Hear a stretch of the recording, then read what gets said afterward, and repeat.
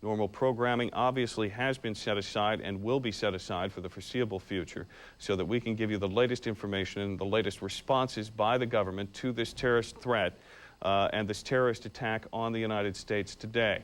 We'll continue to do that. We will have 35 minutes of local news at 8 o'clock and again tonight at 11 o'clock, and we will be here 24 hours a day, as long as it takes to keep you informed with our entire news crew and the hundreds of other people that are part of Hearst Argyle Television, including our sister stations in Baltimore, Boston, our sister station in Pittsburgh, Sacramento, and our news department there in Washington, D.C. with live reports and the very latest. Right now, though, we are going to send you back to NBC News coverage and the latest information as we get new pictures from the Pentagon. Of military leaders to adapt to the changing times. We now have the military leaders who are coming out of our service academies who are so familiar with modern warfare that is conducted by computer and technology and laser-guided missiles and that kind of thing. Are we going to have to develop new courses and new disciplines at the service academies for fighting terrorism? Tom, we've got some outstanding military units out there that are fully prepared to take on the terrorists on the ground in any kind of fighting they want to fight the battle. Yeah, there's an awful lot of technology involved in the business of war fighting, but there's an awful lot of the warrior spirit that's involved too. And we've got special operations forces, we've got ranger forces, we've got special operations forces in all of our services that are very, very capable of taking on the terrorists, you know, by their rules or ours. So once we find them, you know, we'll be ready to deal with them. There's absolutely no question in my mind about that.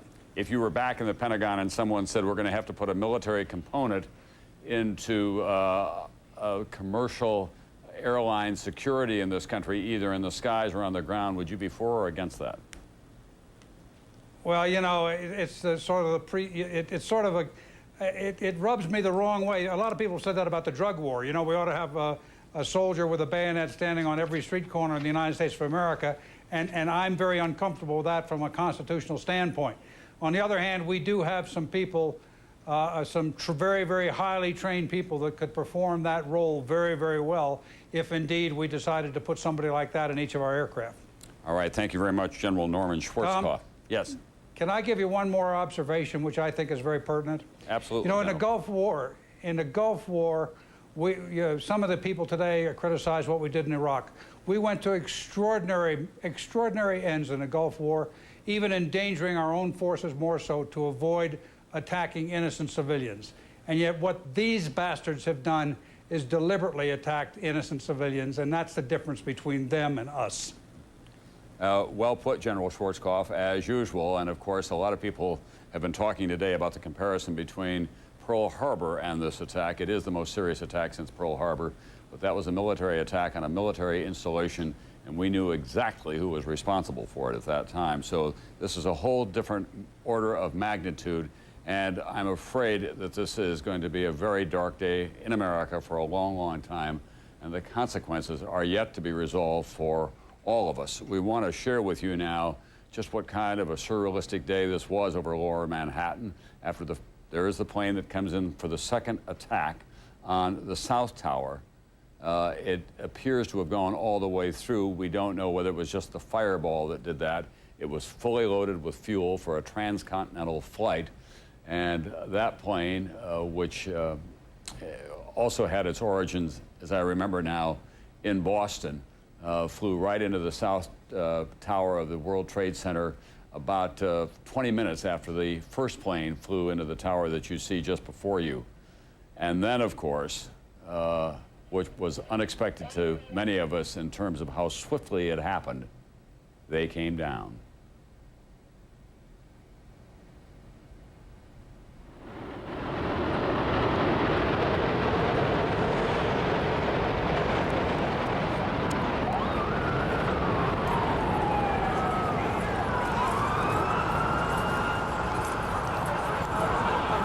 There are some haunting and poignant stories of people on cell phones calling to friends or loved ones in the World Trade Center when all that was going on. One woman, a nurse that Robert Bazell talked to at St. Vincent's Hospital, was online with her husband, who was in the first building on the top floor when it was hit, and they had an exchange, and then the line went dead. There were other indications of people saying, "I love you," and the line going dead. And perhaps, for me at least, the most unsettling thought of the day of all was one man who described going down through the darkened and very wet stairwell because of the sprinklers that had gone off, and seeing people who were trapped in their wheelchairs, the large mobilized wheelchairs that couldn't fit into the stairwell, and certainly the elevators were not working. He got out, and shortly after that, that building came down. It was that kind of a day, and there are going to be so many more of those stories, an untold number at this hour, hundreds, perhaps thousands. Dateline's Jane Pauley takes us through some of the horror of this day and what happened at the World Trade Center.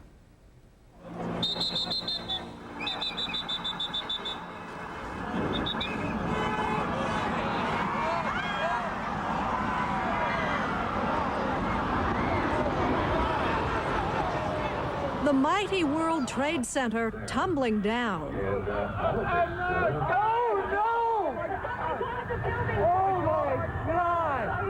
Everyday New Yorkers had to run for their lives. How fragile the city seemed today. We deployed a team of Dateline staffers to bring us images of a city under siege on handheld digital cameras. What I saw today on the streets of Manhattan really were the extremes of New York. It's the best and the worst of people. I got 20 blocks away when the smell and the taste really hit me. Way in the distance, the huge cloud on the horizon, but I could taste and smell something that was like the worst electrical fire ever imaginable. They brought us a startling glimpse of what it was like to be at ground zero of a major terrorist attack. What's it like down there? Save 6 people. I tried my best to try to save everybody. First, get away, then get home. Businesses were closed and buildings evacuated. Thousands upon thousands were left to negotiate a maze of closed streets and suspended services.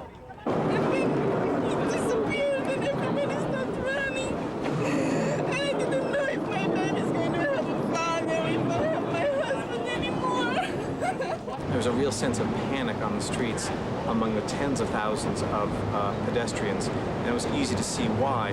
Look to the horizon on the south, and you see an enormous gray-black cloud from the explosion.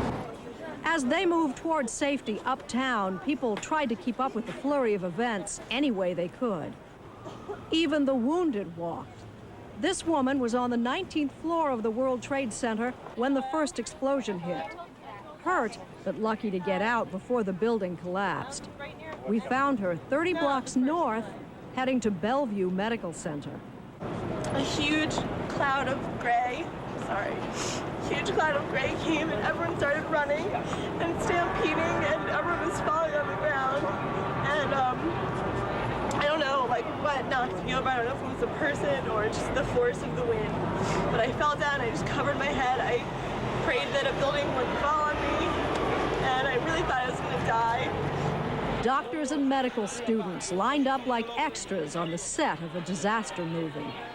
Almost immediately after the attack, along with all 3 major airports, the city's subways, bridges, tunnels, and major highways were all closed. The FDR Drive, normally a winding snarl of congested traffic, empty. Thousands of commuters from New York's outer boroughs were left stranded in Manhattan. By mid-afternoon, a police officer on the scene estimated that more than 20,000 people had crossed the 59th Street Bridge on foot. Local service only, listen to the radio. Meanwhile, Grand Central Station was jammed, but the trains were running until noon.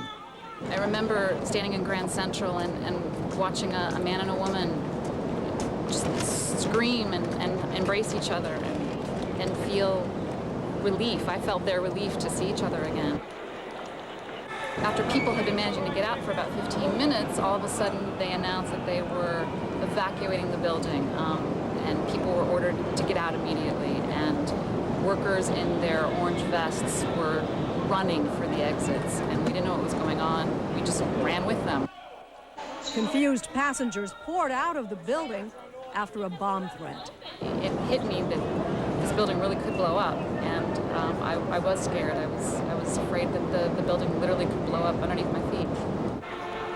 All around the city, it was a mass migration of hundreds of thousands of people, but uncannily quiet. Perhaps it was the unspeakable horrors many had seen. It was orderly, but it was chaotic. People were shocked. Everyone was dazed. People didn't really want to look each other in the eye, I think, for fear of breaking down. The question on everybody's lips seemed to be, what is going on, and is there more of it that's going to come? This was supposed to be Election Day in New York. As if anyone took note, it was officially called off. Everything was. What was open was tightly locked down. What's that? Can't be doing no pictures. Okay, it's NBC News. Don't you understand? It's NBC News. I don't care who it is. Security at all buildings that might be targets was extremely tight. Our own building, the famous tourist destination at Rockefeller Plaza, was evacuated, but for NBC's news operations to bring you this story. And all over Manhattan, there was this strange sort of gridlock. The uptown avenues in Manhattan have been turned into virtual parking lots as everyone tries to flee northward. Meanwhile, the downtown avenues have all been sealed off, but for emergency vehicles. Cell phone service came and went. Anxious people called their loved ones the old-fashioned way. Sometimes that didn't work either. People were forced to use payphones, which is kind of a joke in Manhattan because it's hard to find a payphone that works.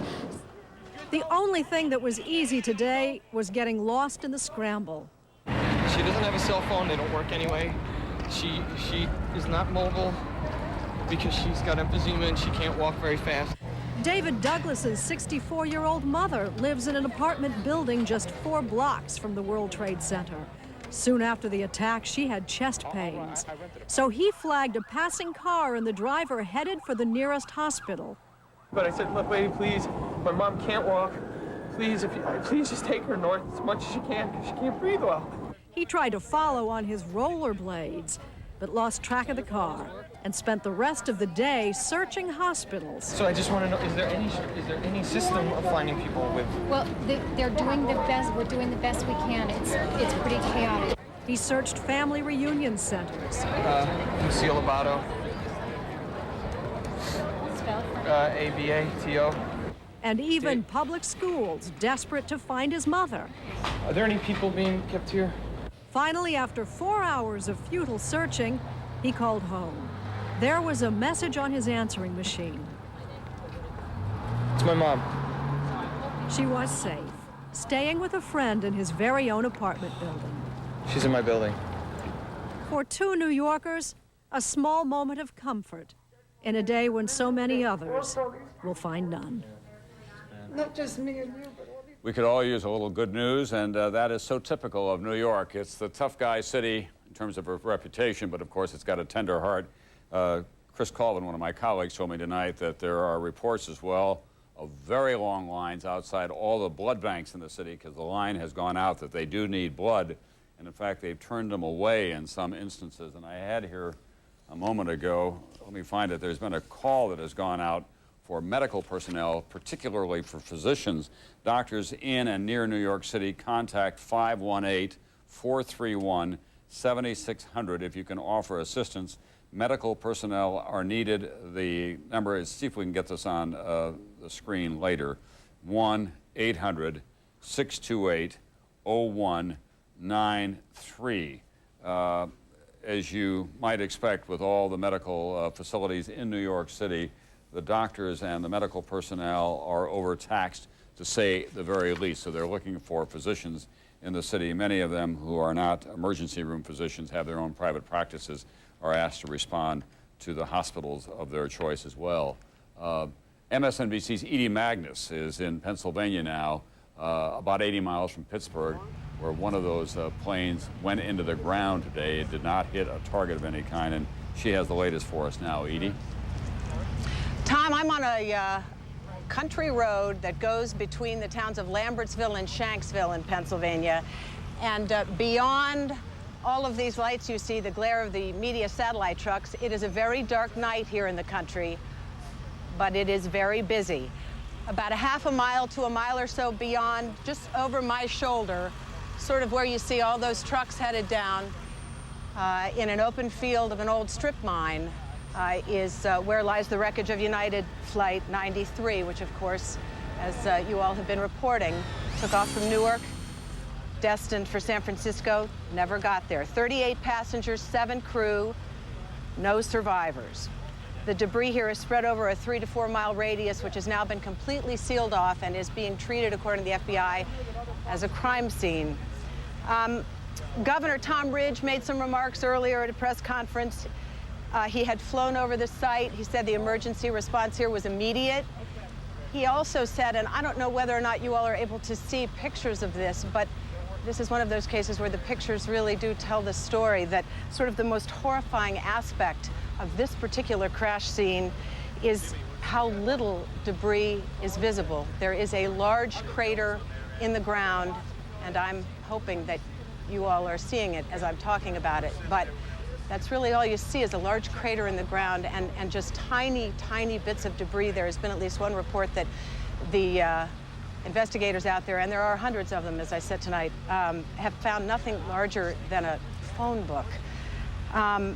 You spoke a little bit ago, Tom, about the haunting cell phone conversations, the most tantalizing story to emerge from this particular crash is coming not from here, but from elsewhere, and it is a story of a cell phone conversation. A passenger on United Flight 93 apparently locked himself in a bathroom and called 911 and got an emergency dispatch operator and told them the plane had been hijacked. The FBI here is not talking about it at all. They were merely say they are aware of that conversation and they are trying to gather evidence about it, which presumably means that there may well be a tape and somebody hopefully is listening to it. What else is happening here tonight? Forensic archaeologists, according to the FBI, are gridding out the scene. Their main thrust, of course, is just to protect it, and they're trying to secure buildings in the area here where tomorrow they can begin to remove evidence and look at it and, of course, remove the bodies. Tom? All right, thanks very much. Dateline's Edie Magnus, who is in Pennsylvania tonight, outside the site of the crash of that plane that went into the ground. United had simply lost track of it for a time. It was a flight that left Newark. It was bound for San Francisco. As Edie reported to us, at one point, one of the passengers on board, locked in the bathroom, said, "We're being hijacked, we're being hijacked. This is not a joke." And the plane disappeared shortly after that. Financial markets have opened in Asia, and they're taking a hammering, as you might expect. We are already in a very difficult global economy. Japan has not been doing well. Now, America's financial markets have been closed and will remain closed tomorrow. And the Nikkei index is getting, as I say, hammered in the opening hours. CNBC's Ron Insana, who had a perilous day today, just barely escaping from the collapse of that building in lower Manhattan, is with us now, and he's wearing his financial reporter's hat. Can we expect this around the world for the next several days, Ron? Well, certainly for the next several hours, Tom. After a half-hour delay in Tokyo, the Nikkei there has fallen in excess of 600 points. At one juncture tonight, Tom, the Nikkei was below the Dow. That is the first time that has happened since 1957, a roughly 6% decline right now.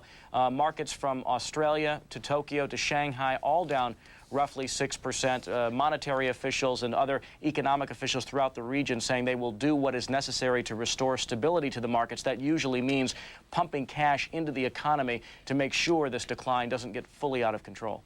And what about tomorrow? The markets will be closed here as well, but what about other financial institutions like banks and communities across America? Most of them were open today.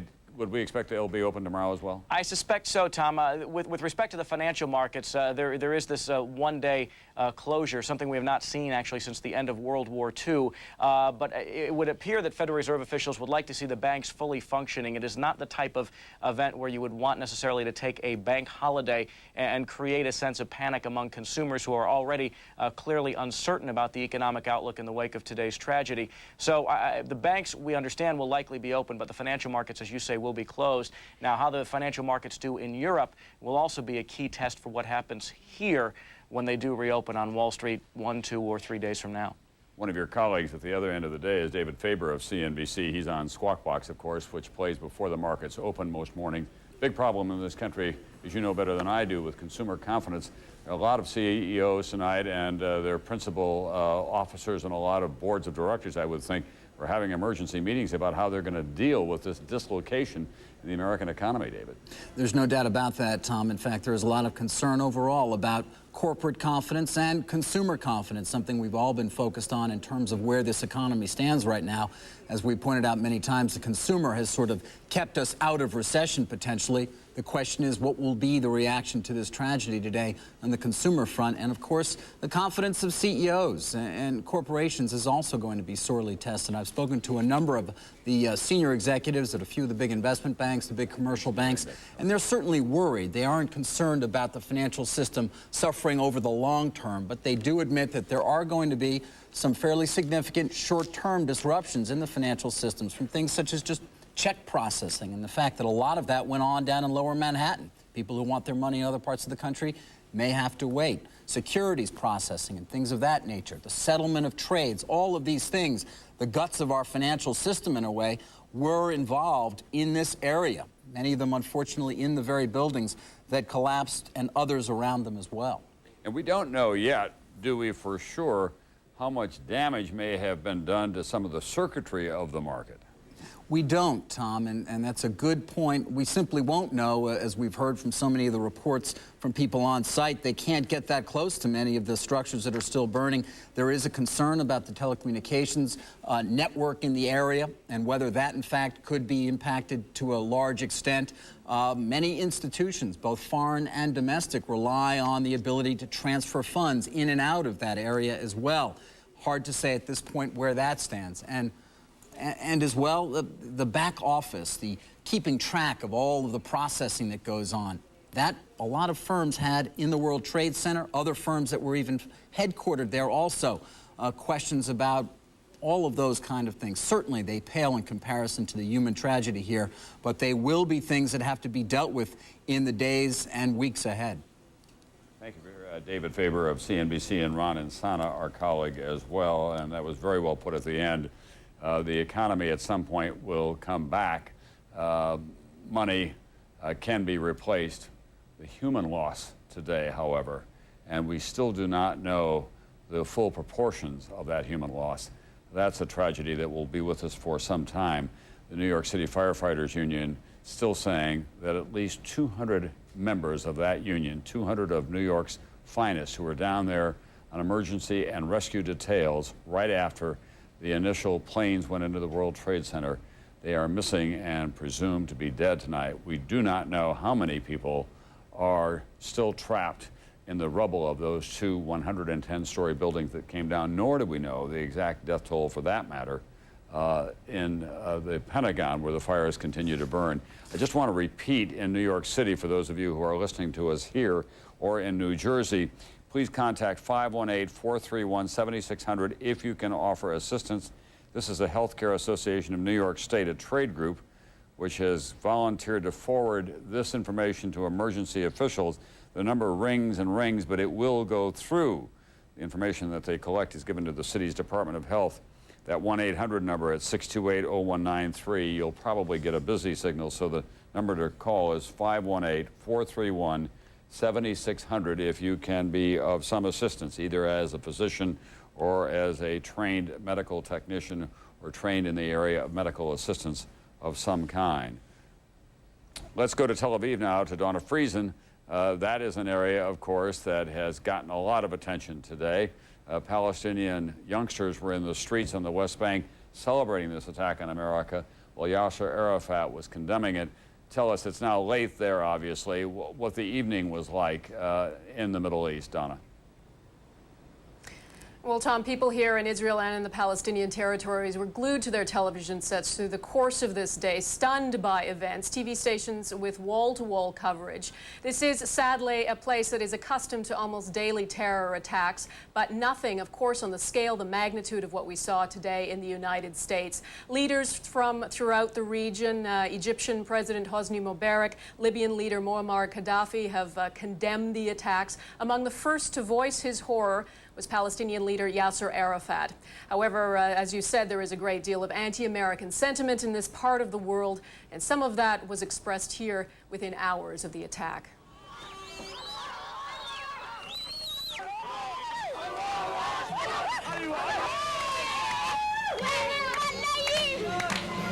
They are helping the Jews to kill the Palestinian people.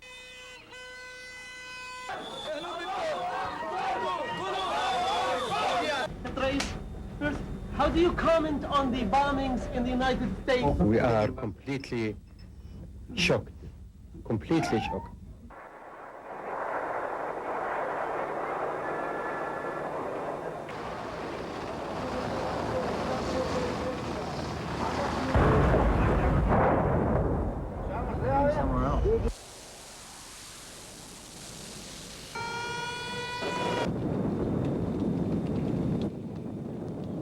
Osama bin Laden's homeland. Bin Laden, now prime suspect in the attacks, has called on his followers to fight until all Americans are driven out of Islamic countries. There's long been fear the conflict in Israel could drag neighboring Arab countries into a wider war. Now this attack may further embolden enemies of Israel. The ambitions of terrorist groups that fight against Israel will rise. The leader of Hamas, the Islamic extremist group responsible for many suicide bombings inside Israel, says he doesn't support attacks against innocent people, but says the U.S. must reassess its position. It's the cause of injustice in many parts of the world, he says.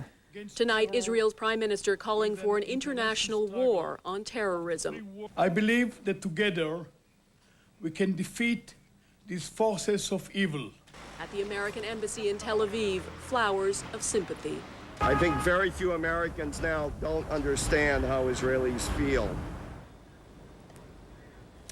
And Israeli airspace closed tonight, as are the borders with Lebanon, with Egypt, and with Jordan. All the checkpoints in and out of the West Bank and the Gaza Strip are closed, as well as a precaution in case a terrorist tries to take advantage of the situation. Several U.S. embassies in the Middle East have been closed indefinitely in Yemen, in Kuwait, Oman, and the United Arab Emirates. Israel has also declared tomorrow a day of mourning in solidarity with the United States. And just one more note, Tom, Israel has sent rescue teams, experts in extricating people from rubble of buildings, to New York to assist in the search and recovery efforts. Tom? Thank you very much. Donna Friesen, who is in Tel Aviv tonight with a wrap-up on what's going on in that troubled and volatile part of the world.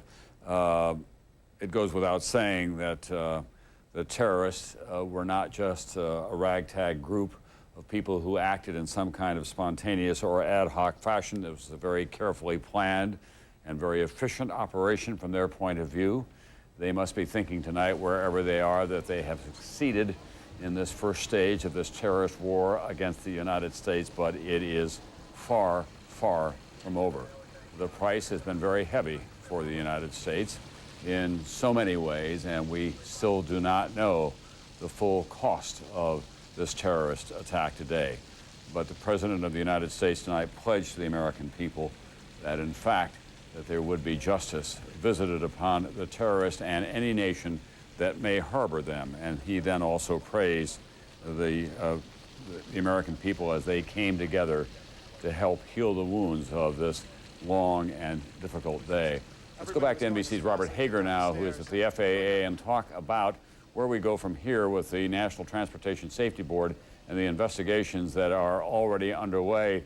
I would guess that one of the first orders of business would be to recover the black boxes, the cockpit voice recording devices, to find out what in fact happened in those cockpits, Robert. Absolutely. Now, normally the National Transportation Safety Board doesn't get involved in incidents that are obvious acts of terrorism like this, because they investigate the things that more often cause crashes, pilot error and mechanical errors, things like that. So usually they just turn it over to the FBI. But in this case, those black boxes could be crucial, particularly the cockpit voice recorder, because that picks up all the sounds in the cockpit. So we're told that NTSB experts are already on scene now, working very much in cooperation with the FBI in search of those black boxes, particularly the cockpit voice recorders. Now, you know, those boxes are designed to withstand tremendous forces. These were indeed tremendous forces, the way these planes went in. Nothing, sometimes a plane goes in prior to hitting an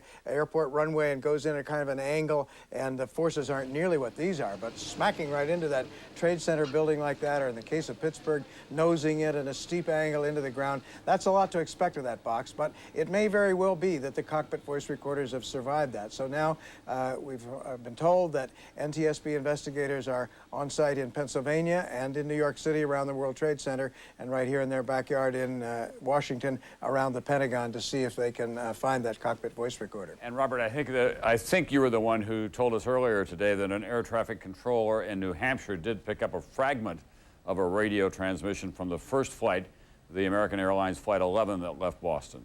It's an unconfirmed report, but that report says that the pilot had his microphone keyed, it's called. In other words, he left his thumb down on the microphone so that it was on, and that it picked up the voice of a terrorist in English saying, do this and you won't get hurt, don't expect any trouble, or something like that. And then the microphone went dead. And then the transponders, I think the transponders in all these planes were turned off. So obviously these people knew a lot about what they were doing. And the transponder sends a signal to the radar in the far-off air traffic control centers and tells them what plane a particular blip represents and what altitudes it's at. So without that transponder, the primary transponder, the controllers would have been able to see a blip, but they no longer would have known what altitude the planes were at. So they're watching this blip, they're seeing the plane off course, they have an idea that it's been hijacked, but there's nothing they can do about it. Thanks very much, NBC's Robert Hager. Well, security officials at Logan Airport in Boston will be getting a thorough shakedown tomorrow because two of the planes originated from there. Those are the planes that went into the World Trade Center, and apparently the terrorists were able to board those planes with whatever weapons they had. There's one report that some of them may have been armed with knives, but two of the flights did originate in Boston. They were able to divert those California-bound flights, turning left shortly after takeoff and coming directly down to the World Trade Center. One left from Newark, that went into the ground outside of Pittsburgh, and of course the other one left from Dulles Airport in Washington, D.C. It was headed for Los Angeles as well. It was turned around, it flew low over the capital city, and then it went like a bullet into the side of the Pentagon about 40 minutes after the original attack on the World Trade Center. We've asked Dateline's Lee Thompson to take us through the current state of airline and airport security and where it may go from here.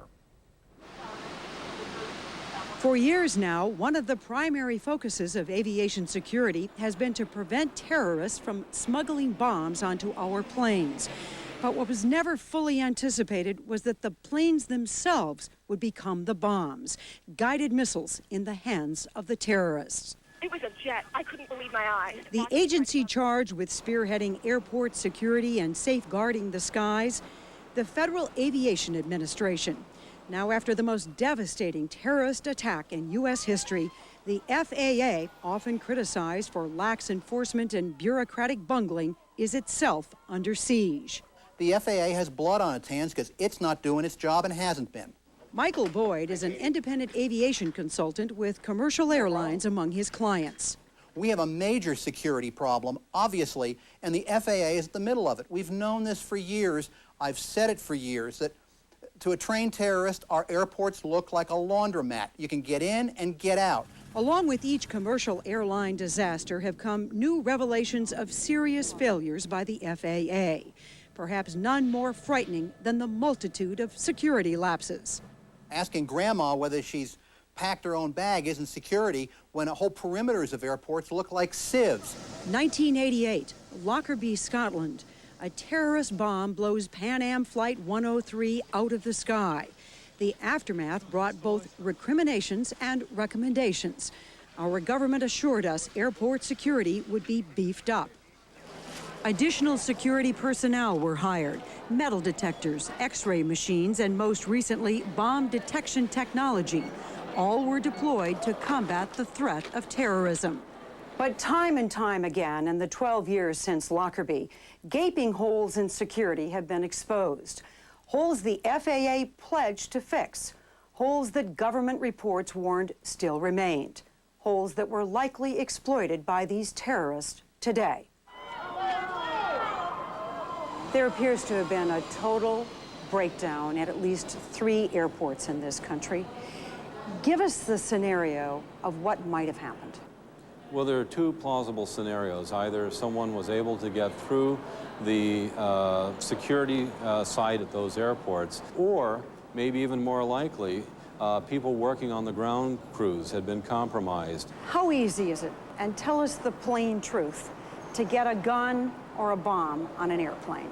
There are always some airports that fail when we try to get a gun or a knife on an aircraft. How easy is it to get a job as a security screener? It is as easy as falling off the proverbial turnip truck to get a job as a security screener. We have people that would be flipping hamburgers if they weren't working in the security function. They're not very well skilled, there's very high turnover, and I'm not sure that they're up to the job. But inadequate screening of passengers and baggage is not the only threat to security. We don't screen the people who work at airports properly. At tests that have been done at airports around the United States, we found a large percentage of, or certainly a large number of illegal immigrants, people whose background that we really couldn't check out.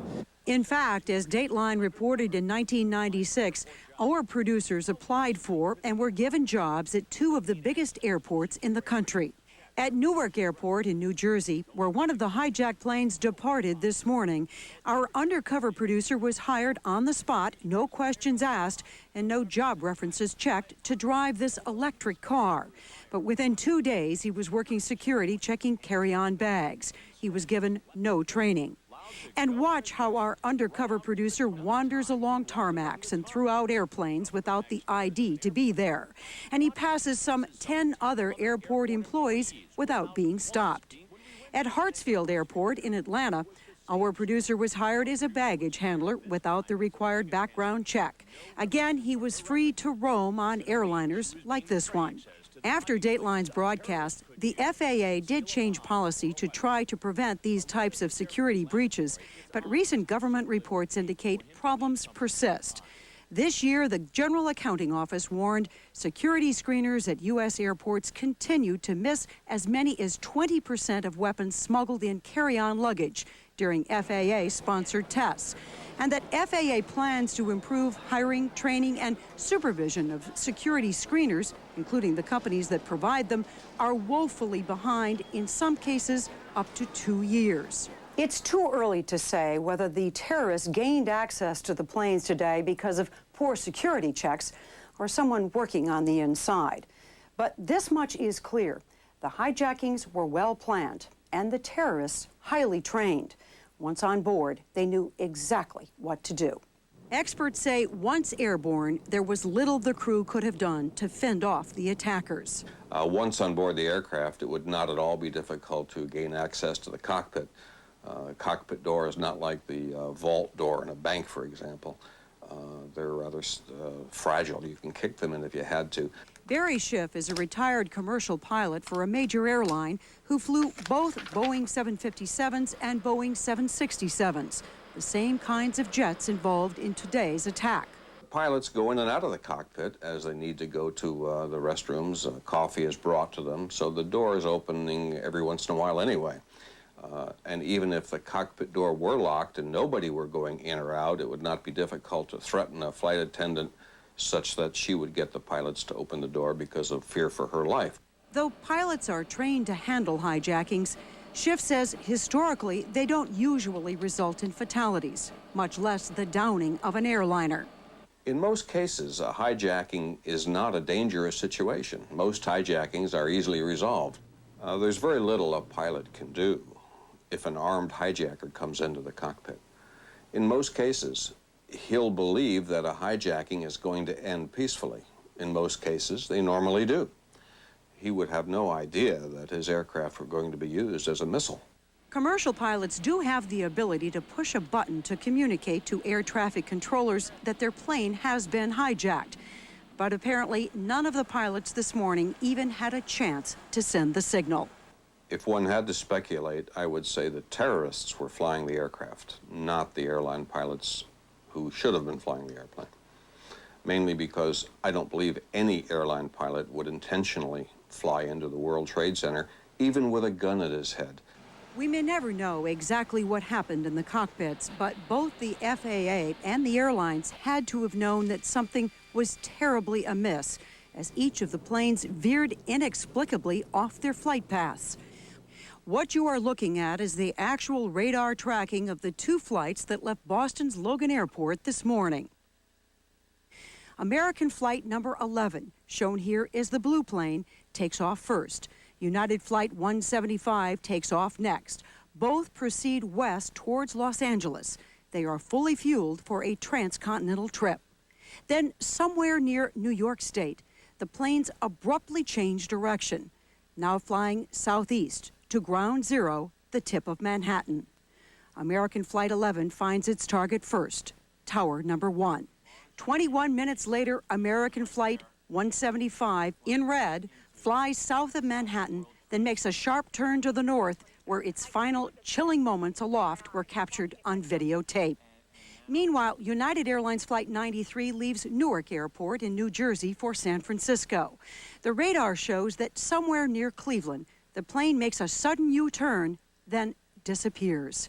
It crashed in this field near Pittsburgh. Its final destination unknown, but experts suspect that it was likely headed to a target in Washington, D.C. Since the airplane crashed in a rural area, that there might have been a struggle on board that aircraft between the crew and the hijackers, and that the crew somehow managed to thwart the hijackers' intent of crashing that airplane into something else. If that's true, the crew probably saved hundreds, maybe thousands of lives on the ground. Unfortunately, even their heroics will not be enough to save the aviation system upon which America relies so heavily. A linchpin of our economy is our air transportation system. We can't do without it. It's not an accessory. As of today, that linchpin has been shut down. In the coming months, what we're going to find is an air transportation system that's totally different than we've known. It's going to be one where airports are going to be basically armed camps. Providing safe and secure passage for the 640 million passengers passing through 1,000 screening checkpoints, traveling with more than 2.5 billion pieces of carry-on and checked luggage, flying on 97 air carriers is a monumental task that will likely take years to manage. That's Dateline's Lee Thompson tonight on Tom Brokaw, Leah Thompson, NBC News coverage of an attack on America. Good evening, everyone. I'm Dan Green. And I'm Erin Clark. We are breaking into network coverage. We will get back to NBC coverage in a few minutes. The nation is coming to grips with what may be one of the darkest days in American history. Two hijacked airliners crashed into New York's World Trade Center, bringing down the 110-story towers, killing possibly more than 10,000 people. After that, another plane slammed into the Pentagon, bringing the seat of government itself under attack. Another plane also hijacked. This one crashed just outside of Pittsburgh. Now, these are the confirmed flights that have crashed, just to bring you up to date as to what has happened. At 8:45 Eastern Time, American Airlines Flight 11, a Boeing 767, was en route from Boston to Los Angeles. It crashed into the North Tower of the World Trade Center. That plane was carrying 81 passengers, had 9 flight attendants and 2 pilots. It was just minutes later that United Airlines Flight 175, another Boeing 767, en route from Boston to Los Angeles, crashed into the South Tower of the World Trade Center. The plane was carrying 56 passengers, 4 flight attendants, and 2 pilots. Then at 9:40 Eastern Time, reports that another plane had crashed, this time into the Pentagon. American Airlines Flight 77, meanwhile, was en route from Washington's Dulles Airport to Los Angeles. That plane crashed. There were 64 people killed. It was then at 10:37, United Airlines Flight 93, Boeing 757, crashed short of whatever its target was, as you heard moments ago from Leah Thompson and Tom Brokaw. That plane, believed by some to have been headed for some site in Washington, D.C., crashed outside of Pittsburgh after what's believed to be a struggle on board that aircraft today. Meantime, the death toll is really staggering this evening. First of all, those killed on board the aircraft. If you think you may know any of the people who may have been on board these flights, here are some phone numbers. The numbers to call for United Airlines, it's 1-800-932-8555. That's, once again, 1-800-932-8555. For American Airlines, the number to call is 1-800-245-0999. 1-800-245-0999. Of course, those planes en route to California, so it's possible Californians on those planes, certainly. We are going to bring you, what we're going to do here is we are going to bring you up to date with live reports from both Washington and New York as we continue to count the death toll here. And we will do that this evening, and then also, in addition to that, we're going to bring you updated to the reaction from here on the Central Coast. And a lot of reaction. Also, people trying to come to grips with this, and I think that there's an overwhelming sense of they want to do something. So as we go through our report tonight, we're going to give you some prayer services that will be available where you can go, pray for this country, give your condolences to the people who may have lost loved ones. That's right, and we are going to begin in Watsonville, where candlelight vigil is getting underway. Our reporter Miguel Almaguer is there with more on that prayer service. Miguel? Well, Dan and Aaron, as you guys just mentioned, we are in downtown Watsonville at the plaza. We are really in the heart of the city. In about 10 minutes, 4 churches are going to be meeting here. There's going to be a candlelight vigil. Right now, you can see behind me, there is a number of people here already. I'd guesstimate about 50 people. The number is increasing and increasing as we get closer and closer to 7 o'clock. But throughout the city of Watsonville, there is really a very somber feeling. People walking down the street are holding hands, hugging. Some people are even crying. Over the PA system, as we drove through town, we heard churches talking, pastors on the microphones talking about what happened back east, the very somber feeling. Flags here at the park are flying half-staff, and this is just one of several vigils across the Central Coast going on tonight. Many of them are beginning at 7. Of course, we have all the details here on Action News at 7. Coming up in Action News at 8, a special edition of Action News at 8, we'll bring you local reaction to how local people are reacting and how the Central Coast is really getting behind people back east and how they are helping out. Dan and Aaron, back to you. All right. All right, Miguel, thank you very much. Meantime, there are a few other services going on around the Central Coast as well. At 7:30, the Sacred Heart Church in Salinas, Our Savior Lutheran in Salinas, the Church of Valley in San Martin, and the Pacific Grove Community Baptist will all hold services. So we'll churches in virtually every community here and most likely across the country as Americans really trying to come to grips with what happened with today's devastation in any way that they can. Overwhelming devastation, really, and to give us some perspective in terms of what is happening in the world of government anyway, we were able to talk earlier today with longtime Congressman and former White House Chief of Staff Leon Panetta. We talked to him from Washington. He is okay, and he joined in with the president in saying that it is important at least to send a message to the terrorists that the nation must get through this and stand up and recover as quickly as possible. Take a listen.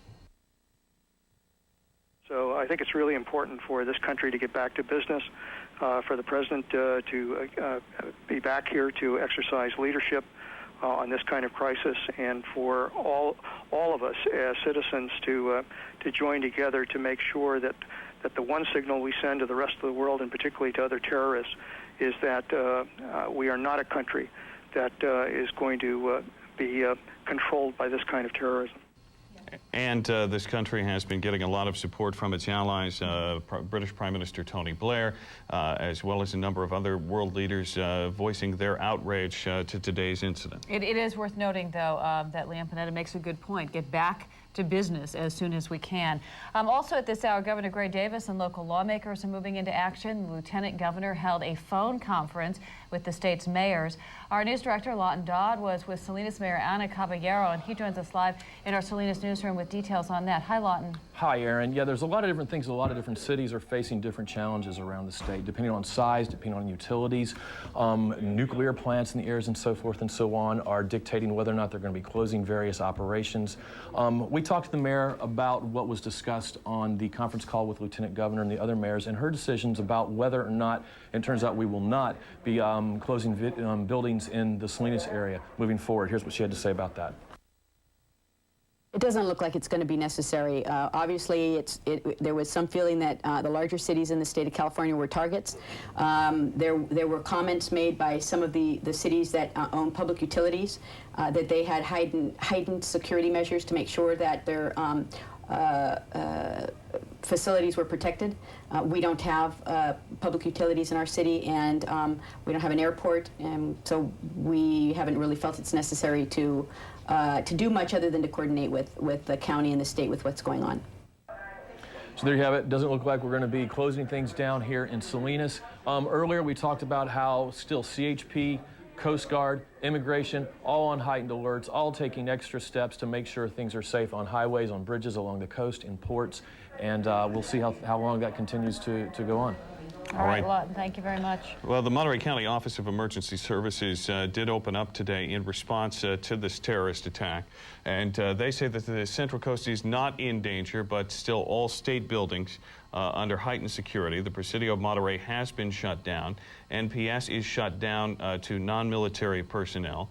And, of course, the airports. You were out at Monterey Airport today, for example. And you know, it was shut down to at least all civilian aircraft, but we did have some military activity. We had a little bit of military activity. Of course, there was a lot of speculation about an FBI anti-terrorism group that may have been on the Central Coast for some training at Fort Hunter Liggett. We saw some military activity. They did clear the airport for 4 military helicopters, which we saw come in.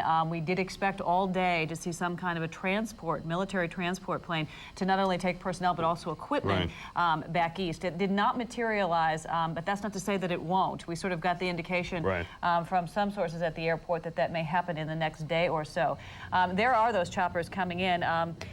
It was eerily calm, I've got to tell you, at the airport, to see an airport just dead calm and empty in the middle of the day. And this was really the scene, which discomforting, to say the least. Anyway, those choppers came in. One word about the airports. The last word that we got from airport personnel was that the FAA was going to keep all of the airports shut down across the country until noon tomorrow, where they'll reassess. That doesn't necessarily mean they'll open up any airports, but we can tell you that at least noon tomorrow before any flights will be flying again. President Bush, in his latest address to the nation, which came at about 5:30 our time, in that address, he said that the country would continue on normally. The business of government would continue, and so we can only assume at least that most government businesses will be open for business tomorrow. That's preliminary information. We will have that updated later on this evening.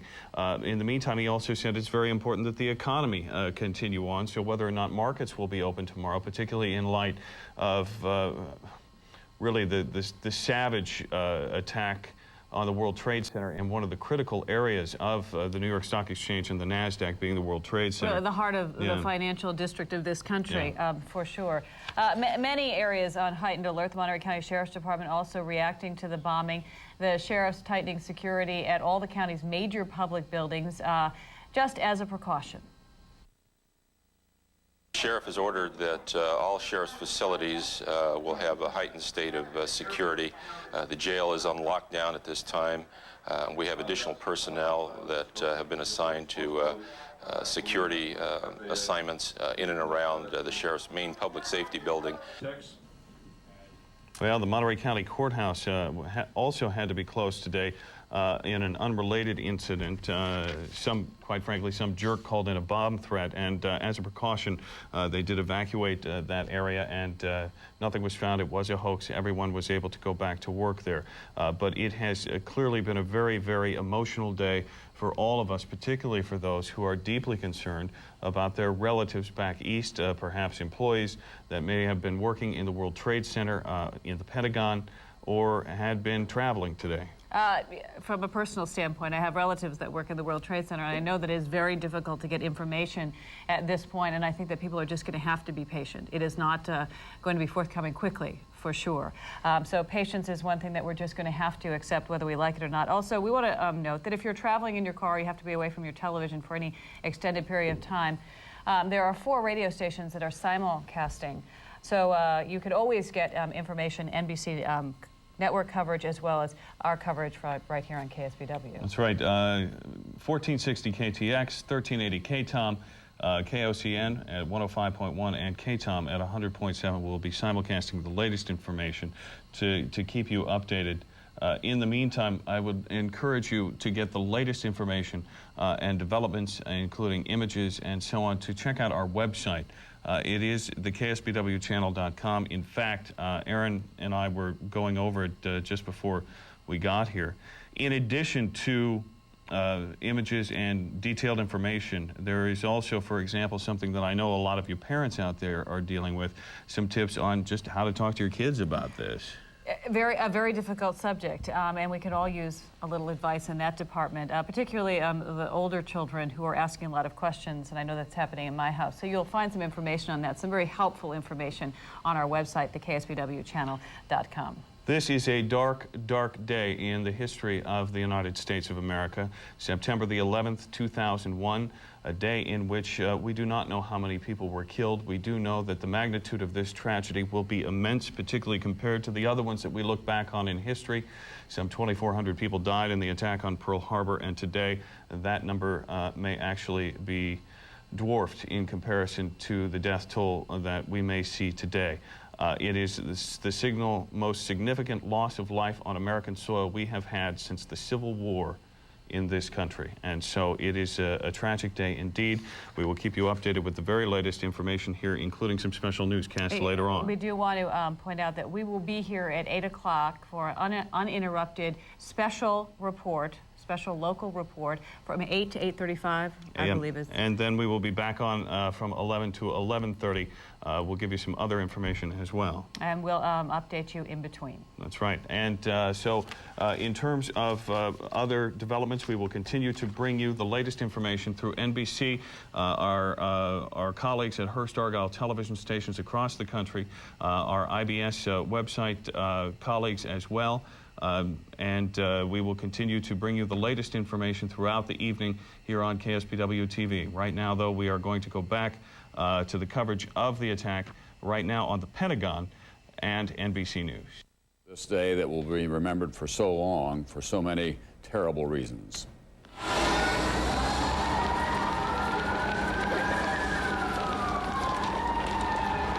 sir. Everybody that way. Help me get all these people across the street, please. Moments after the attack on New York, the chaos spread to the nation's capital. So what looked to be maybe a 20-passenger corporate jet, no markings on the side, coming in at a shallow angle like it was landing right into the side of the Pentagon. And then a huge fireball, perhaps 5 times the height of the Pentagon. The terrorist target was the nerve center of the United States military.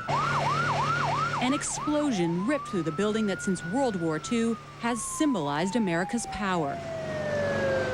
And we heard this boom, the building shook, the ceiling tiles fell out of the ceiling, and we ran out. We kind of dazed, grabbed our hard hats, ran out, and there was just smoke. People were screaming, "Run, what is it, what is it?" Let's roll! Get on the other side! As firefighters rushed to put out the flames, America learned that the Pentagon had indeed taken a direct hit, not from a corporate jet, but from another hijacked plane, American Airlines Flight 77, en route from Washington's Dulles Airport to Los Angeles. 58 passengers and 6 crew members were aboard.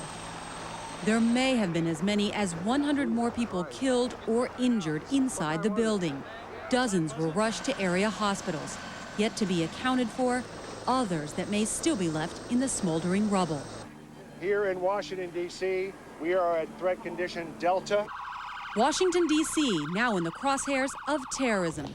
The military was ordered to its highest state of alert, and at the White House, the Secret Service received a credible threat of a terrorist act. You've got to be off the grounds and inside the building. A 4th hijacked plane that crashed 80 miles outside Pittsburgh is believed to have been headed for an attack on Camp David, the presidential retreat in the mountains of Maryland.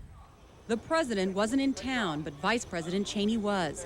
He and key aides were whisked out of the West Wing and into a secure location, while other White House staffers were evacuated under the watch of Secret Service agents armed with machine guns. We've had some reports about intrusions of airspace, which cause us to be concerned enough to recess the House of Representatives subject to the call of the chair. At the other end of Pennsylvania Avenue at the U.S. Capitol and Supreme Court, lawmakers and justices were forced from the seat of American democracy. I think, in a sense, it is unfortunately a unique experience in American history. And I characterize it as a man who lived through World War II, as a young sailor at the end of the war. It's another Pearl Harbor for this country. By 10 a.m., all federal offices were closed, sending the government's entire workforce into the clogged streets to try to make their way home. For tourists, museums and monuments were shut down as well. Washington was in a frenzy. Hospitals in emergency mode, roads shut down, bridges closed, fighter jets patrolling the skies. The mayor declared a state of emergency. That all of our emergency agencies are fully deployed to meet any emergencies that might arise. The Pentagon's functioning. It'll be in business tomorrow. Later, Donald Rumsfeld, the Secretary of Defense, stepped up to the Pentagon podium to state the horrible truth everyone already knew.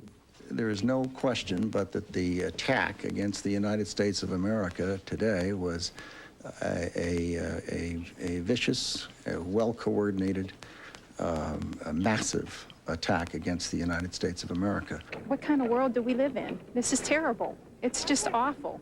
Tonight, Washington is a ghost town. This is the Memorial Bridge, normally crowded with traffic. Yet the attack has succeeded in shutting down the capital of the United States and left Americans wondering, how could it have happened in this of all cities? The White House, the Capitol, and the Pentagon are symbols of America. Counterterrorism forecaster Marvin Citron authored a report in 1994 for the Department of Defense, warning of Washington's vulnerability to terrorist attack. We predicted a plane could have crashed into the Pentagon. That's about as specific as you can be. If you made a right turn at the Washington Monument, you could hit the Pentagon. A left turn, you could hit the White House.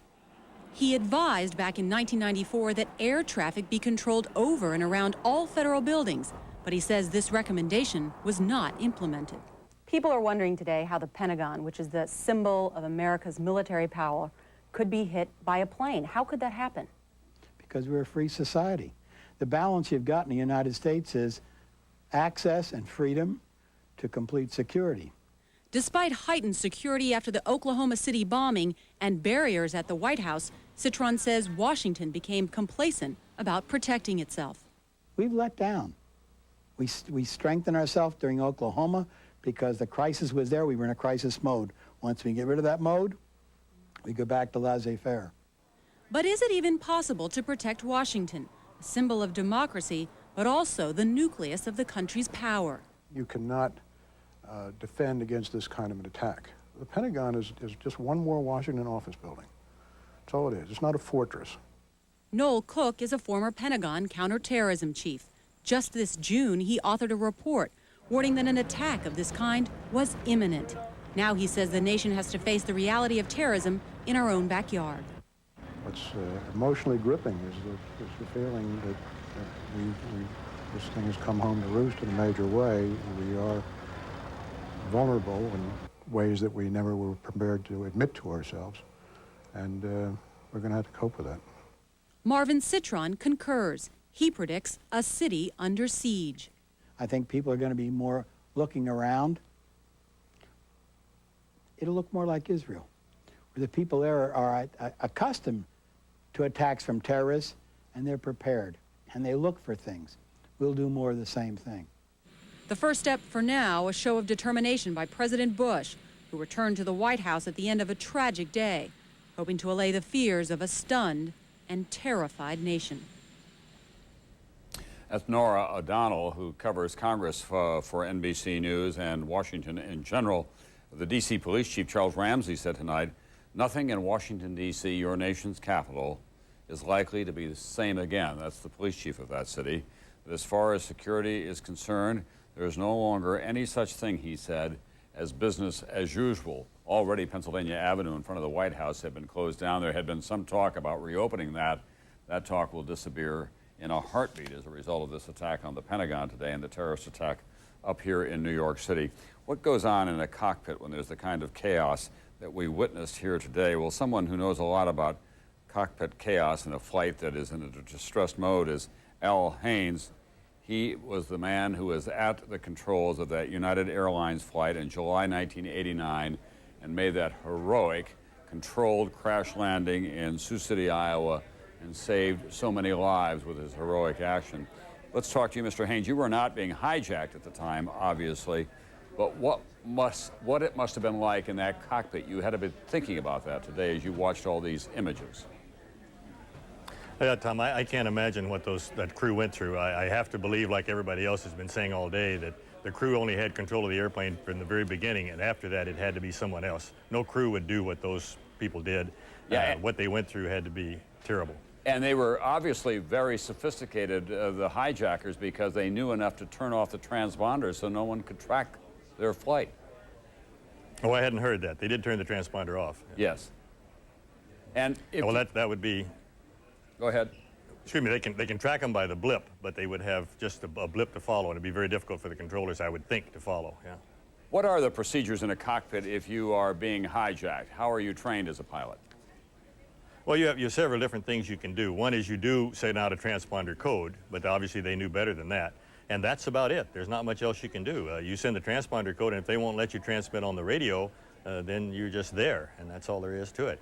Is there any other way to send a secret signal to air traffic controllers that you're being hijacked? Not unless you use a transponder. Other than that, there's really no way to contact them other than by radio. And if they know enough to turn the transponder off, I'm sure they won't let you talk. Once you get airborne in a 757 or whatever these planes were today, how difficult would it be for someone to remove the pilot from the chair and take the controls and fly it as precisely as they did into the Pentagon and into the World Trade Center? Well, I would just guess here, speculation, that once they're in the cockpit, they probably know enough to put it on autopilot. They put it on autopilot, then they pull the crew out of the seats by either executing them or making them unconscious, and then they can get back in and fly. But first it would go on autopilot, so the airplane would be under control while they were doing this. And they probably know enough to do that, evidently, if they know enough to turn off the transponder. That'd be a guess anyway. Yeah, but they made a hard left turn when they left Boston, according to the blip that we were able to follow on the tracking tape, and then they were able to make a couple of banking turns at low altitude here over Manhattan, and I think that there was at least one report that they did the same thing over Washington, D.C., perhaps over Lafayette Park. So it does appear that the people who were at the controls were skilled pilots, and if they were the terrorists, they were obviously highly trained. Well, it's also possible that they hijacked the airplane before it took off. I'm just, again, a wild guess, so that they were actually in the cockpit at the takeoff. And if you know that the one down in the Caribbean that crashed, the hijacker was in the right seat while the captain was in the left seat. It's possible if he thinks they're just going to hijack the airplane, you'll do whatever they say. And if he says, I'm going to sit in this right seat, you take off, that's what you do because you assume he's just going to go somewhere and land and refuel and that type of thing. How difficult has this day been for you watching these planes being flown into buildings and the Pentagon? It was difficult at first, especially when I found out there were crews involved, and when I found it was United, it was even more so. But the whole thing has been very difficult. I have been busy most of the day and haven't seen an awful lot of it, but what I have seen is just, as the word everybody uses, horrific, and it's a very emotional thing for anyone. Al Haynes, thank you very much for being with us. It still was a marvel of piloting that you did when you landed that plane in Sioux City, Iowa, that United Airlines plane that had lost most of its controls, and he was able to bring it in a controlled crash landing. They did lose some of the passengers, obviously, but any number of them were saved as a result of his great skills in the cockpit. We want to show you some remarkable scenes now from inside Air Force One. This is the fighter jet escort that Air Force One had as it flew back to Washington today from the Strategic Air Command headquarters at Offutt Air Force Base. That may become a routine procedure for the president as he flies domestically in this country as well as internationally. It's not always a conspicuous presence. You generally have planes when you're flying with the president over disputed areas that are in the vicinity, but you don't see him flying that closely off the wing of Air Force One. They're on their approach now to Andrews Air Force Base. That's an F-16. I think I can only see one tail sticking up, so I think it's an F-16 that helped escort them back to Andrews Air Force Base.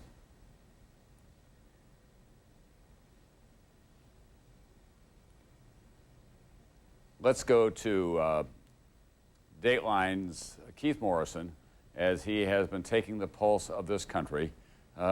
America, in all of its complexity and all of its parts, becomes a family on a day like today. Here's Dateline's Keith Morrison. In a moment, everyone knew things can't be the same anymore.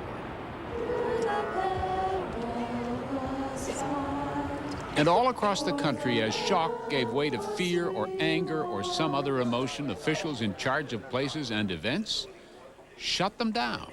Suddenly, this is a country in which security means everything. Airports almost everywhere closed. No airplanes will be leaving any of the airports in the United States until the ground stop is lifted. Hundreds of people at airports all around the country crowded around TV sets, stunned. It's unbelievable to me that people can crash planes in the World Trade Center and collapse on thousands of people. All the rescue workers outside there. It's absolutely devastating. I don't think anybody in this nation is going to be able to sit down at dinner this evening or any evening from now on and consider ourselves to be completely safe. It's crazy. The order to close for the first time the entire national air traffic system came early from the Federal Aviation Administration. Many of those airports were evacuated. For how long? Who knows? At least until tomorrow afternoon, perhaps longer. No one's ever done such a thing before, ever. I think our security is going to be so tight tomorrow that you're not going to believe it. It's going to take a long time to get everybody cleared. I mean, they're going to be doing hand searches. They're going to be doing all kinds of stuff. It's going to be the top level of security that we have tomorrow. Markets, of course, just stopped. How could they operate here? Already, the financial loss has been in the billions. And, said UCLA finance professor Bradford Cornell, it will hurt for some time. Investors are likely to get frightened. That will lead to a dramatic drop in stock prices. And now, says Cornell, now that many institutions and companies will try to be more careful about security, we'll keep paying. That throws sand into the gears on which our economy runs. It's going to make the cost of doing business greater, corporate profits lower, and that will depress stock prices and economic activity, even in the long run. But that's for some other day. Today, nationwide, flags were lowered to half staff. Many states closed their public buildings, courthouses shuttered, trials postponed, popular landmarks locked up. Seattle's Space Needle, the Disney parks on both coasts, even the U.S. Mint shut down. The national pastime went the way of the national mood. Baseball commissioners announced that the schedule is off indefinitely. And for the Emmys, postponed indefinitely. Who felt like celebrating? This weekend is not the weekend to put on this telecast. In Texas, thousands of people flocked to a prayer vigil at Southern Methodist University. Help us to make sense of senseless acts. Psychiatrist Dr. Stephen Kingsbury said he expects a lot of people will want to be overcautious for a while. Our sense that we live in a safe society where we have good protections against external threats has been taken from us. And a terrorism expert, Peter Chalk, who spoke to us over the phone because security kept him out of downtown Washington, told us overreacting towards safety might be a good idea for a while. That symbolic message that's been transmitted across the world will have profoundly affected the image of the United States abroad, of invulnerability, and that the U.S. can be brought in to the very front line of this sort of attack. And what wasn't shut down today, we are much more careful about guarding. The border with Mexico and with Canada closed for a while. Security around military installations like this one is at extraordinary levels, of course, also at atomic plants and the other sensitive places in the American infrastructure, which in the past had seemed impervious. No longer. The terrorism expert worries that in their fear and anger, Americans may decide it's time to end this country's famous openness. That would be a mistake, he says. Without a doubt, I mean, one of the prices you pay for being in a democratic society is that you have to live with a certain risk threshold. The only way you could realistically counter a lot of these dangers is to have a closed society, but that's not what we're about. America may be a little different after today, a little more conscious of external threat.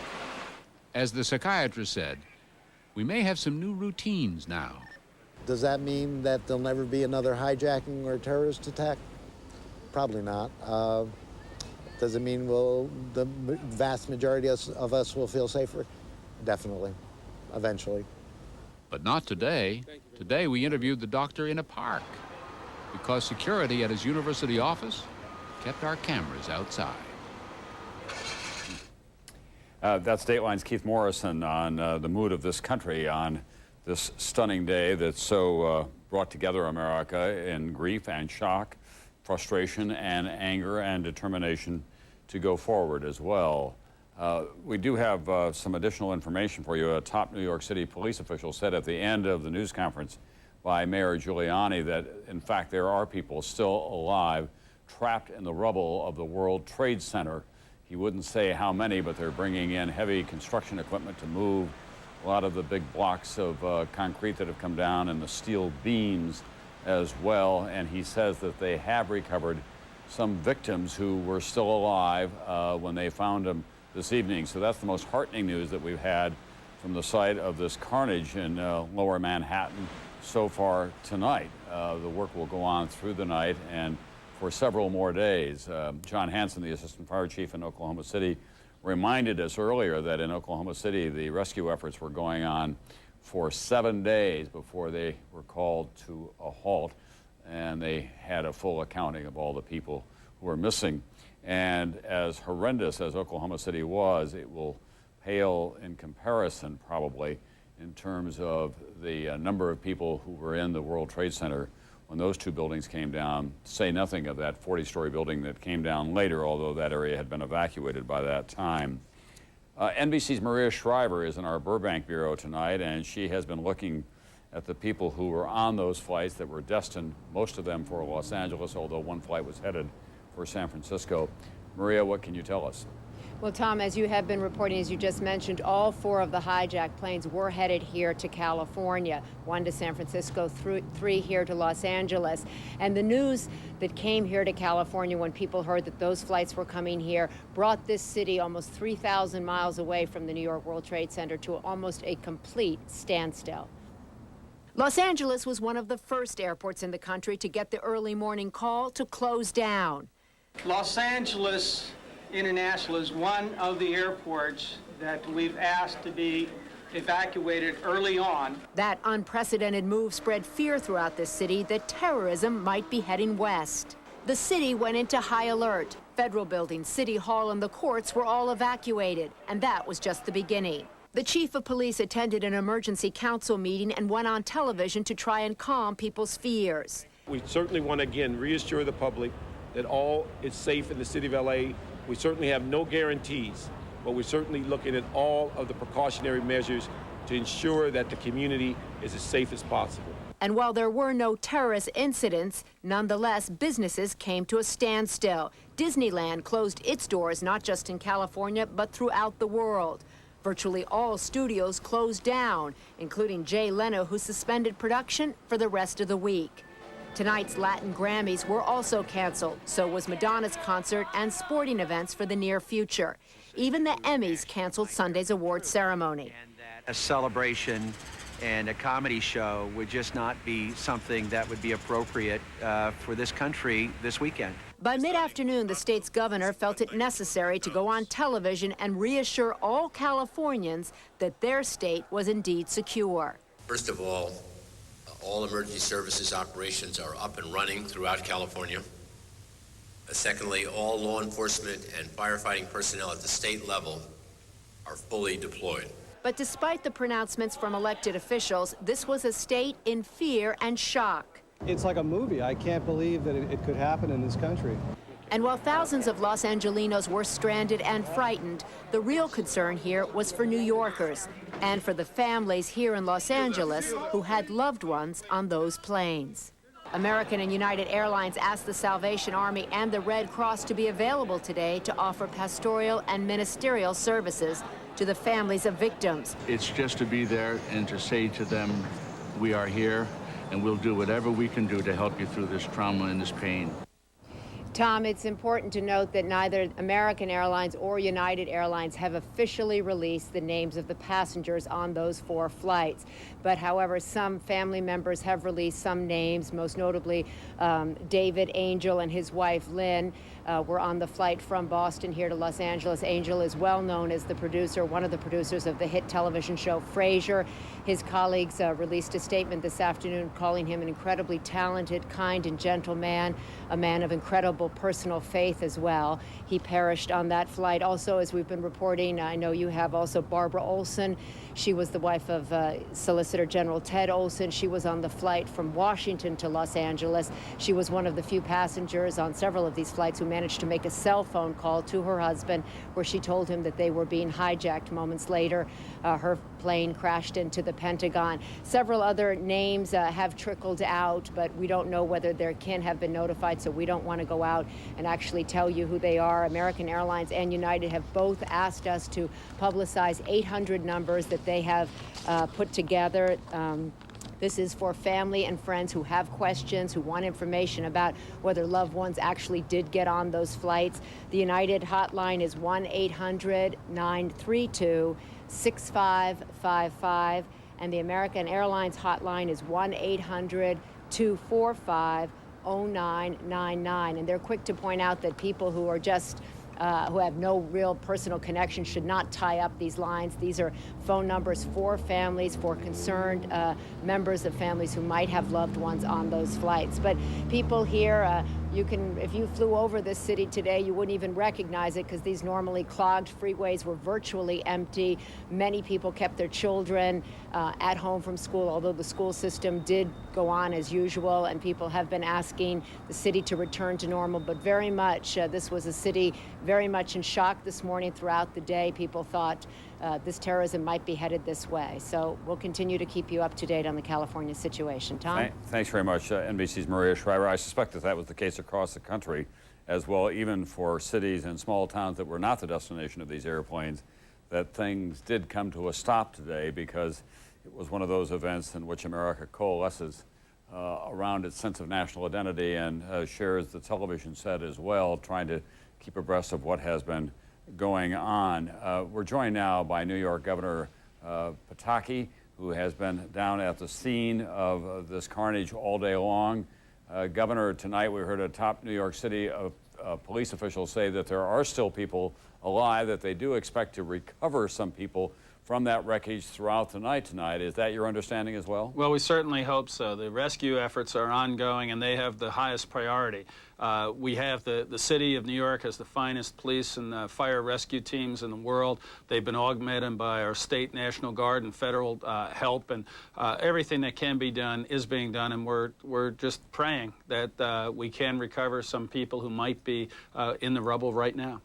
The New York City Firemen's Union reported earlier that it had lost 200 of its members when the buildings came down. Is there any confirmation of that you have independently? We don't have any confirmation of particular numbers, but we know this is one of the darkest days in American history, and our prayers are with those who have lost their lives, with the brave families of the firefighters and the police who risked their lives to save others and were victimized by this terrorist attack. And our prayers are with those who are afraid their parents might not come home tonight. But we're going to continue to have hope. We're going to continue to work to get through this and to make sure that everything is done to try to recover anyone who might still be alive downtown. That is the highest priority, obviously, and to treat those who have been injured and to recover those who have been killed. You have any sense at all as to when that financial district can return to some semblance of normality?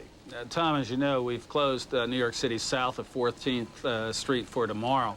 The point right now is to make sure the entire focus is on the rescue and the search efforts, and that the emergency crews can get in and out as easily and as readily as possible. And we'll make a determination tomorrow, probably at the end of the day, what additional parts of the city may be open tomorrow afternoon. But right now, the entire focus has to be on the rescue and search efforts. You used to have an office in the World Trade Center, didn't you? I had my office in the World Trade Center, and the state today has had many, many offices and many employees in the World Trade Center, and I had friends there this morning. And do you know what happened? We don't know. We don't know. We're praying, and we're doing everything we can to try to rescue them. Is there anything that the citizens of New York or surrounding areas should know in terms of what this city or what this state needs that they can do? Tom, the citizens have been great. I was down at Cabrini Hospital a couple of hours ago, and we had lines around the blocks of people in line to donate blood. They're not letting terrorists drive them from the streets, and in fact, they're coming together. We are going to, as this process moves forward, need EMTs, nurses, additional support as the frontline forces downtown now go through this and need relief. And we set up state hotlines for nurses, doctors, EMTs, and others. And we're also organizing additional fire and police support so that we can rotate services in and out. But the spirit has been enormous. This is a very dark day, but out of this death and destruction, you can see hope. We're not going to let these terrorist barbarians take away our freedom and take away our hope. Finally, tough question, Governor Pataki, but what are your officials telling you about the population in those buildings when they came down? We just don't know. We know that a number of people did get out and were evacuated before the buildings came down. At this point, we just don't know how many were not able to get out. There is an unconfirmed report tonight from a New York radio station, Governor, that 2 men with a truckload of explosives were arrested at or near the George Washington Bridge. Do you know anything about that? We've had all sorts of reports and rumors, and we've been in constant touch with federal officials, with the FBI and the national security officials, and we have no confirmed report of any such activity at this point. I also spoke with the president and the vice president earlier today, and they have no information that additional terrorist threats have been targeted at New York or anywhere else at this point. Obviously, no one knew or anticipated the attacks this morning, so we can never be 100% sure. But at this point, I'm unaware of any direct security threats that the federal government is aware of. Governor George Pataki, the governor of the state of New York, it's been a long and difficult day for you. It will not end at midnight tonight, obviously. We wish you the very best. Thank you very much, Tom. All right, Governor Pataki of New York. Barbara Olson, we have a picture of her, I think. She was the well-known CNN conservative commentator. Her husband is Theodore Olson, who is the Solicitor General of the United States, successfully argued on behalf of President George W. Bush before the U.S. Supreme Court in that contested presidential election growing out of Florida. This is a personal loss for the administration as well, because Barbara and Ted Olson were 2 of the most popular figures, especially in Republican social circles in Washington. They loved to entertain, they loved the opera. They were 2 people who were well known for their keen wit and their very keen intelligence. And she did get off a phone call to her husband on the cell phone before her plane crashed into the Pentagon today. So there is a personal loss at the White House tonight as well with the death of Barbara Olson. We're going to go now to Ashley Banfield, who is in downtown New York, not too far from the World Trade Center, where she has been throughout the day and had a very perilous experience herself. At one point, Ashley had to break some windows to get in the building to get away from the dust and smoke cloud. Tom, when the second tower came down, unfortunately, my producer and I found ourselves in a far too close a situation, and we were finding ourselves running from the cloud that consumed us, and we had to break into a nearby building just to breathe, and we were followed by a New York police officer and also a security guard from the World Trade Center. We couldn't recognize either of them because we were all covered in so much white dust at the time. It was barely recognizable except for his badge. I just want to get you up to speed on what's happening now. We've been watching a number of different emergency vehicles filing into this area, but we're also watching as a number of semi-trucks roll in as well. We've been told that about 24 semi-trucks as well as 60 different dump trucks have been lined up and ready to go in to move away some of the large debris. As you're about to hear in a moment, there's a reason why they're having to remove that large debris before they can actually continue this search, because most of the searching on the surface of these 2 stumps of what were the World Trade Center towers didn't really provide much to anybody. There wasn't much to be found at all, certainly no one alive. And what's strange is very few cadavers as well. I'm joined by one of the firefighters who was one of the first on the scene. Lieutenant Pat Clancy has just come out from 12 hours in sort of the ground zero area, and I just want you to describe for me what happened when you first arrived, Pat, on the scene and you ended up going up onto the rubble heaps. Myself and the firefighters from my company were ordered to go to, we were at a command post, we were ordered to go to where one of the towers was, I believe it was the Tower 1.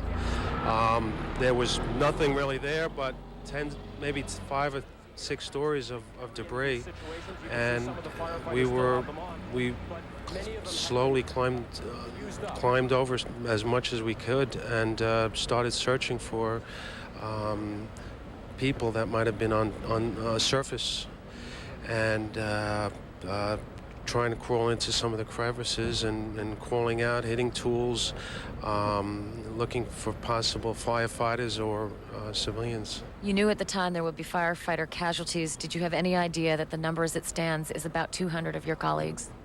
We were assuming it would be a large amount, but firefighters, civilians, police officers, emergency workers, they're even a block away. There are fire trucks and police cruisers that are ambulances that are flipped over, burned out a block away. Just quickly, you were able to call your wife via our cell phones when you got out of your 12-hour shift. She had no idea you were alive. What was her response to you? She was hysterical, but I would imagine hundreds of firefighters are the same way, their wives. Lieutenant Pat Clancy, thank you for talking to us, and good luck. Stay safe. I know you're going back in tomorrow, so be careful. Thank you. Tom, that's been the story from a number of the firefighters and emergency workers who've emerged from this, many of them covered in the white dust that you've seen probably throughout all of the pictures today. It's been just a tragic story all around, many of them knowing full well that they've lost a lot of friends, colleagues, and loved ones in that rubble as well. Actually, because you have been isolated down there in a way you may not have heard, a top New York City official is now saying tonight that, in fact, there are some people who are alive in the rubble, and they do hope to get them out before the end of the night. He also said that they had recovered some people who were still alive when they got them out of the rubble. So there is some faint hope, at least, for people who have been trapped in there. We don't know the number by any means or how severely they are trapped at this time. But thank you very much. It's been a long and difficult and dangerous day for you, and we do appreciate your reporting. Let's go to NBC's Robert Hager now, who has some additional information for us on that United Airlines flight that left Newark bound for San Francisco and then was headed back toward the East Coast when it went down outside of Pittsburgh. Robert? A couple of pieces of key information. It comes from a briefing that Attorney General John Ashcroft has just completed for members of Congress at the Capitol Police Headquarters down near the Capitol. First, before that Pennsylvania plane, he did tell the members of Congress that knives were the weapons used in these attacks. We'd had some inklings of that before from cell phone calls made from the planes, but as far as federal authorities know, knives were the weapons used. There are no reports yet of guns having been used in any of these 4 planes that were hijacked. Now, the point about that the 4th of the crashes, it was a United airliner that had taken off from Newark, and on the etching you can see it got out near Cleveland, and suddenly it diverts back east. There had been some speculation that it might have been headed for Camp David, but Attorney General Ashcroft in his briefing for members of Congress said it was turning back for Washington, D.C. He did not say any particular target. In fact, I guess there'd be no way for him to know what target they had in mind, but he did believe that they had Washington in mind as a destination, and there's some indication they might have actually filed some kind of flight plan from the air saying that. He also said one other thing, that plane was not shot down. Now, there'd been no evidence that it was, but there were rumors around earlier in the day. Many people wondered, gee, could they have heard that it was going for the White House or something? Could anyone have actually dared to have ordered it to be shot down, even with all those people on it, because of national security? But Attorney General Ashcroft put an end to that. He said the plane was not shot down from the air, not shot down by any missile. Tom? All right, thanks very much, NBC's Robert Hager. Any additional word, by the way, Bob, on when flights may be resumed? No, they're still saying noon tomorrow Eastern time is when they're going to consider it, but it's not certain that that's when it will come. At any rate, it's clear that there'll be a lot more security checks, that there's going to be, for openers, no more curbside baggage, and there are going to be scattered checks for identification and personal checks of handbags, that kind of thing. It's going to be time-consuming. All right, thank you very much. We've just heard a stunning number from the Pentagon. We've been trying all night long to get some fix on the number of casualties there. NBC's Jim Miklashevsky stands by now. Jim. Tom, the latest figures from Arlington firefighters, who are really in charge of the firefighting and rescue efforts here, an estimated 800 killed inside the Pentagon, many of them still buried in the rubble that you see behind us. They brought in heavy earth movers, cadaver dogs, in an effort to find those who are still buried in the rubble. Very little hope, really, of finding anyone still alive, given the intensity of the fire inside and the severity of the damage to the building, the total collapse of all 5 floors down onto the ground floor. So, again, the latest estimate, 800 dead in the Pentagon. Tom. We should assume that the majority of those are military personnel, or would it be a mix as well of civilian employees and military personnel? Given the portion of the building, Tom, it's probably primarily military, Navy, Marines, some Army, and of course some civilians mixed in. All right, thanks very much, NBC's Jim Miklashevsky. The very disquieting news that at least 800 people were killed at the Pentagon, more than 266 were killed on those airplanes, an untold number still unaccounted for in lower Manhattan. This has been, as we have been saying all day long, a day quite unlike any other in American history. There's never been an attack of this severity or this magnitude within the continental United States. People are comparing it to Pearl Harbor, but at that time we did know who the enemy was. It did get the United States involved in. This is as close as we can get to the base of the World Trade Center. You can see the firemen assembled here.